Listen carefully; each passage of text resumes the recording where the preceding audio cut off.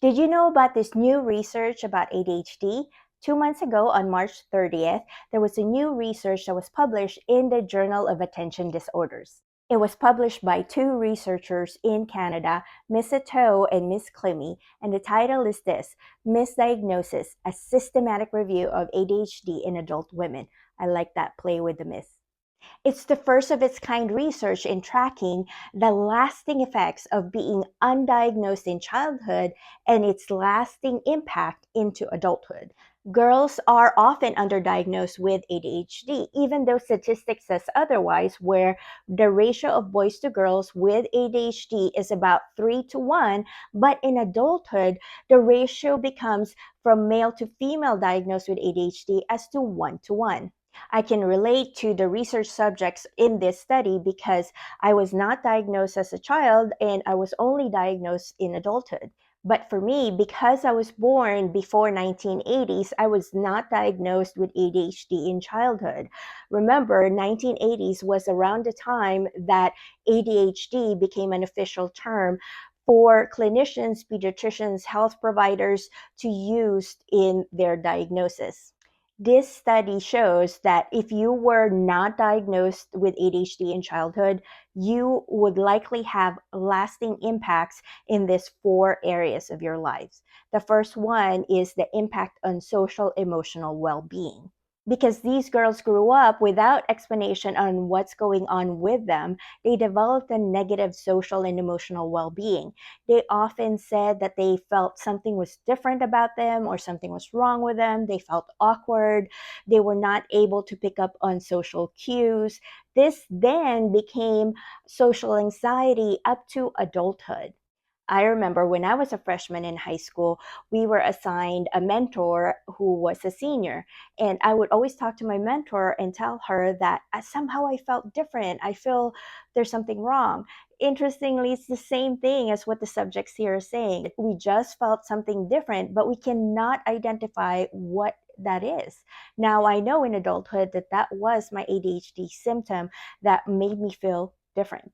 I'll talk about the three other lasting consequences of being undiagnosed as a child in the other parts of this video. If you want me to delve deeper into this research, please go ahead and comment more so I know that there's interest in a more thorough analysis of this research. If you were diagnosed with ADHD in adulthood, a second lasting negative consequence of that is difficulty in relationship. In this study that we're talking about, difficulty in relationships happened for those girls who were not diagnosed in childhood, but only diagnosed in adulthood.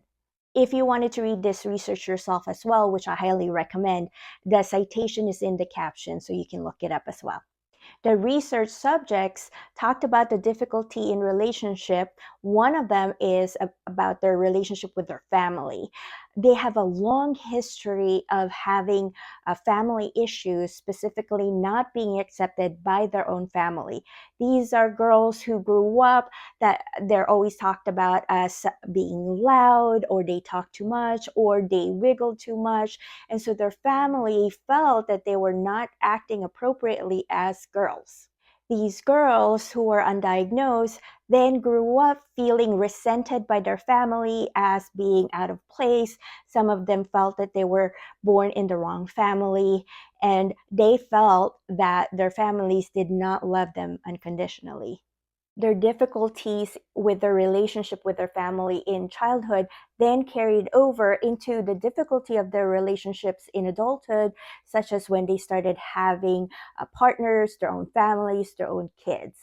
I can relate with these research subjects because I grew up in a culture where we were told that girls are supposed to just sit still, don't move, don't talk too much, and just be there. Imagine how difficult that would be for someone who has ADHD that has a lot to say really fast and wants to just move all the time.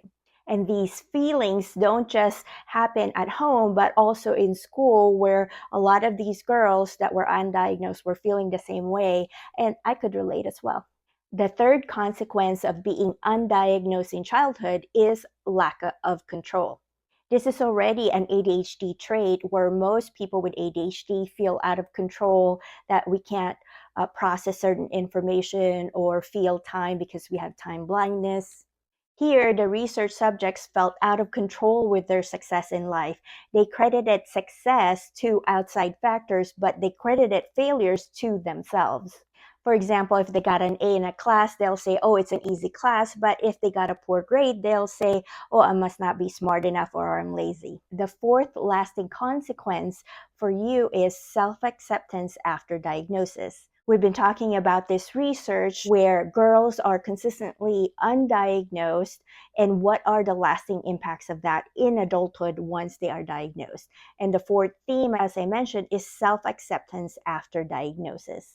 After these research subjects grew up and were diagnosed with ADHD in adulthood, they felt relief and self-acceptance.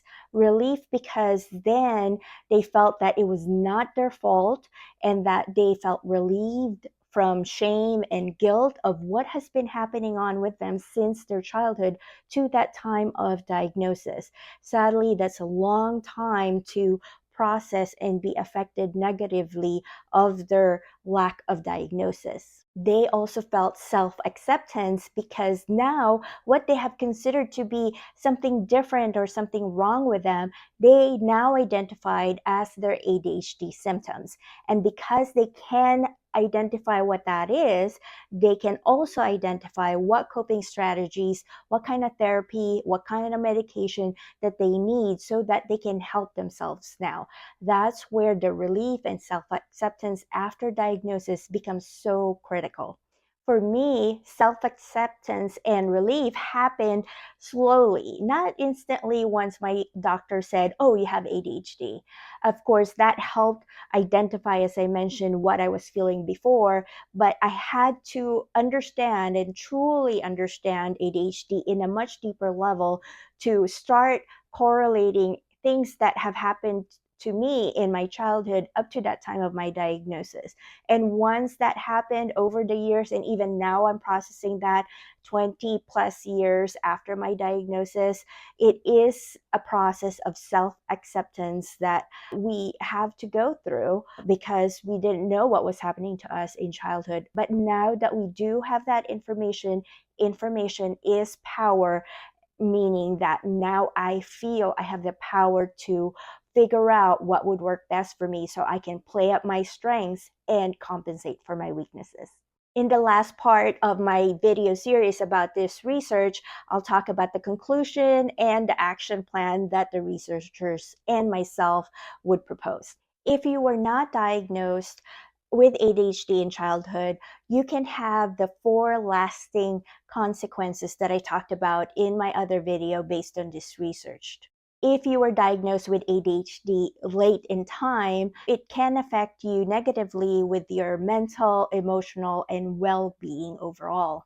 An accurate and timely diagnosis, on the other hand, can change lives profoundly. You can stop blaming yourself for what's happening, and you can live a more fulfilled life. My takeaway from this research is this: timing of your diagnosis is critical. It sounds obvious, I know, but for people who are trying to get diagnosis, and even for parents who are trying to figure out if their child needs a diagnosis, it becomes more complicated. If you're a parent who's thinking, should I get my child diagnosed now or later, this research might be worth reading for you. As an ADHD mom who has a child that has ADHD who was diagnosed when he was 7, trying to figure out when to actually get him diagnosed was a difficult question. My husband and I had questions such as, is this the right time? Is he too young?